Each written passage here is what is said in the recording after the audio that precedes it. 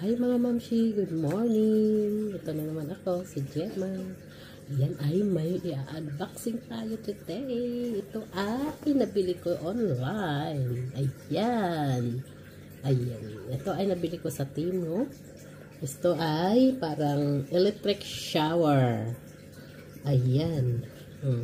Portable mobile. E-mobile. Ayan oh. Ngayon ay i-unboxing natin ito para makita nyo kung talagang effective nga itong ating nabili. Ayan. Try muna natin. Open natin ito para malaman natin kung ano ang nasa loob. Ayan. Una ay meron dito kalagay sa pouch. Ayan. Ayan, ayan, ayan. Ito yata ang pinaka motor niya. Ayan. Kalagay siya dito ay ayan, may M.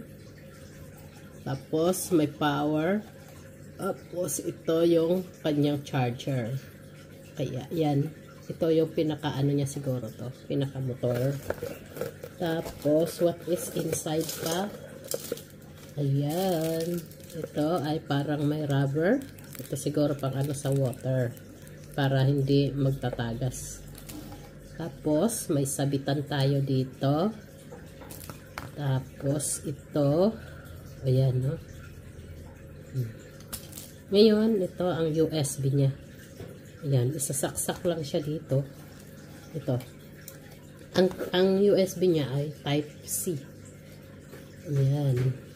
Ayan. Type-C yan. Ganito lang yan. Bubuksan natin ito. Ayan. Ayan. Nandyan na yung USB port niya. Yung Type-C niya. Saksak lang siya. Ayan. Tapos, ano sa USB adapter. Yan lang ang madali na. Ngayon, na-charge ko na to bago ako mag-unboxing, kaya kompleto na to. Yan, full charge na siya. Ngayon, may indicator yan dito. Pag hindi full charge, naka-red. Tapos, pag full charge na siya, ay mag-green na. Ayan. Ngayon ay kailangan naka-close lang to ng maayos kasi isa-submerge sa water ito. Kaya kailangan naka-close siya. Ayan. Tapos, mayroon pa dito ano ba ito yung pandikit sa dingding kung sakali ito ay gagamitin. Ayan o, ilalagay natin dito. Ayan. Ayan. Tapos, ayan, ididikit natin. Tapos, yung handle ay, I think, saan ba ilalagay ito? May handle siya dito eh. Baka ito dito ilalagay itong handle. Kasi ididikit siya. Oops, baka baliktad.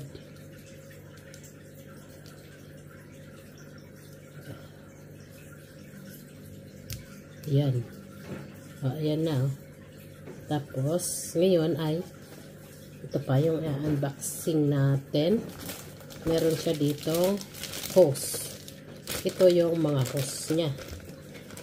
Ito. Ayan. May mga ano na siya dito. Oh. Ayan yung rubber. Dito siguro yan ilalagay. Ito parang pinaka extra lang siya. Ayan. Yung ano. Ayan, dalawa siya. Kabilaan.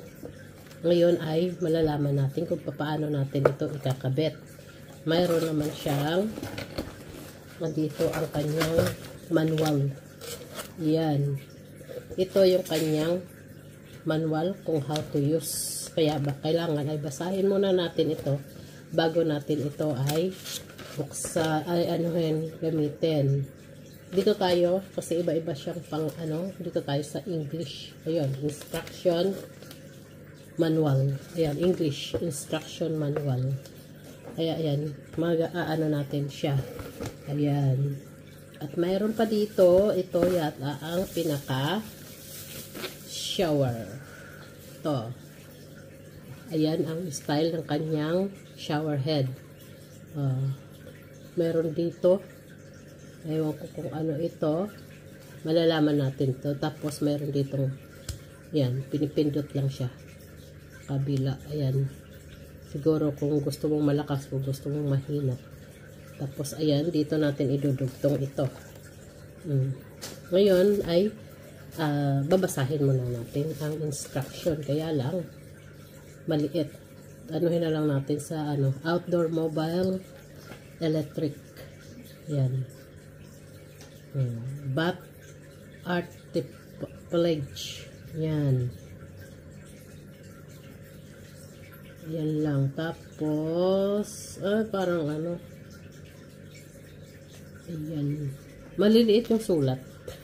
Ang hirap basahin. Pero, tingnan na lang natin kung paano ikabit sa drawing. Ayan. Nakaano naman siya. Ayan. Iba-ibang siya, pangalan. Dito tayo talaga sa English. Ito.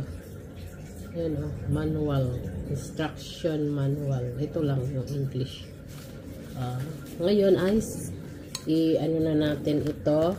Una muna. Ikakabit natin dito. Ito. Ayan. Yung head. Tapos yung hose niya. Ayan. Siguro isa lang naman ang nito. Ayan.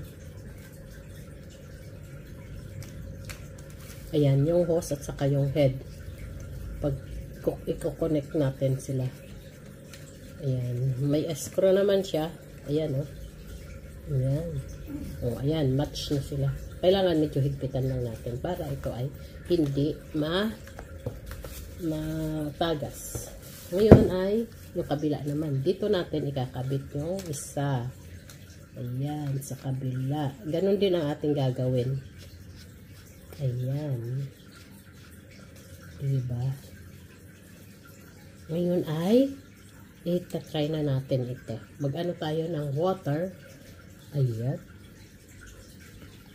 Ngayon, kung saan mo ikakabit ito, yan, ididikit mo lang sa isang lugar.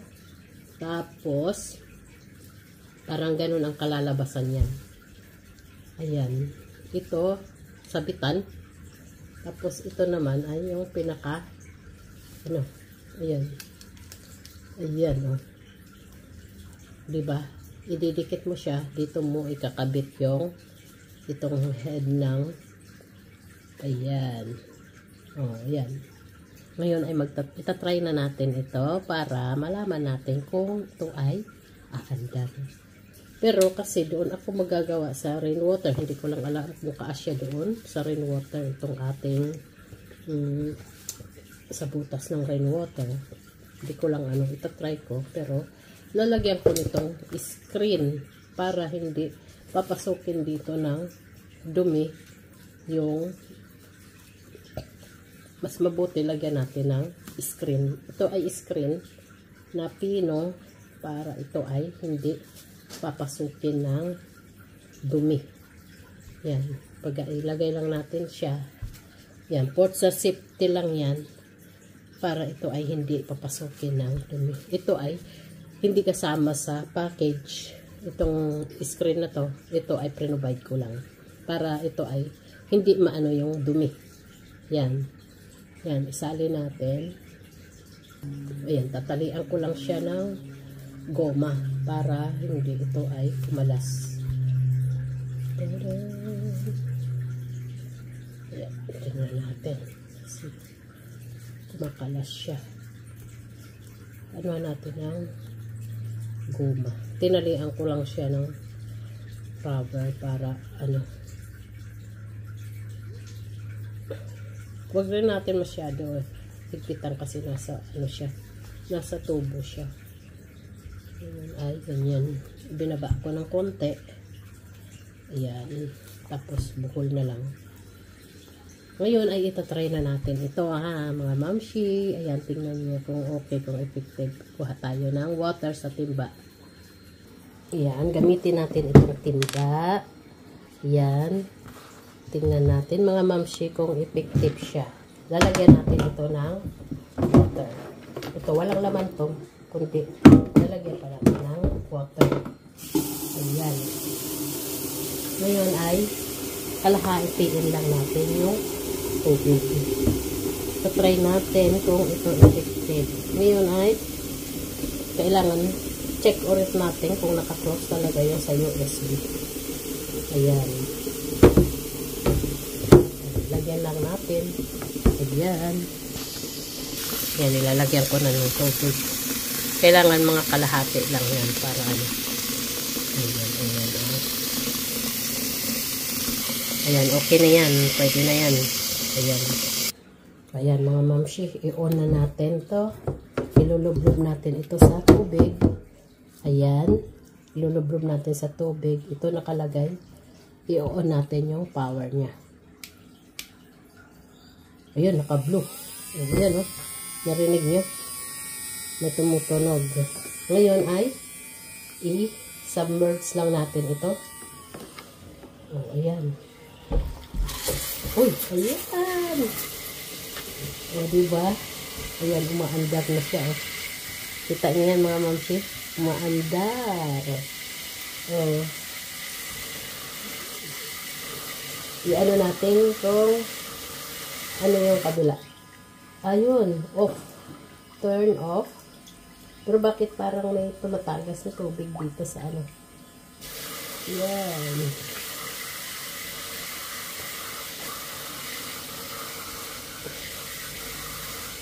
Kailangan higpitan natin para hindi nakahigpit yun. Ano, kaya parang may tumatagas. Yan. Ayan, turn off. Turn on. Yan. Hindi ko alam kung ano yung ano ng M. Tingnan natin yung M. May M kasi dito nakalagay. Pindutin natin yung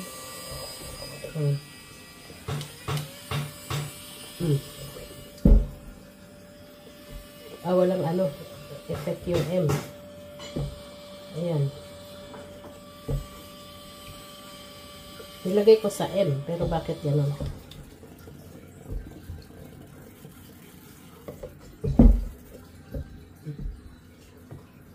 Lagay natin sa ano, turn off ko.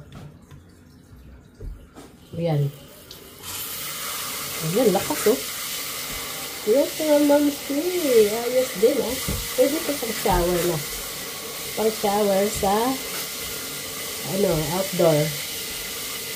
Kasi wireless siya. Pwede rin siya pang-dilig. O, diba? Ayan, ipagdidilig natin. Gusto ko gamitin sa pagdilig ng halaman. Ayan. Ayan ay, ayan na. Meron na tayong gagamitin ko sa pagdilig. Ayan. Magaling, oh. Ito pan, linis dito sa lababo. Diba? Ayan. Ilulublob lang natin yung ano. Ayan. O, diba? Palagay lang siya, eh. Ayan, mga mamsi. Tingnan, pakita ko sa inyo. Ayan, oh. Ay. Lublob lang yung parang pinaka-ano niya. Ayan.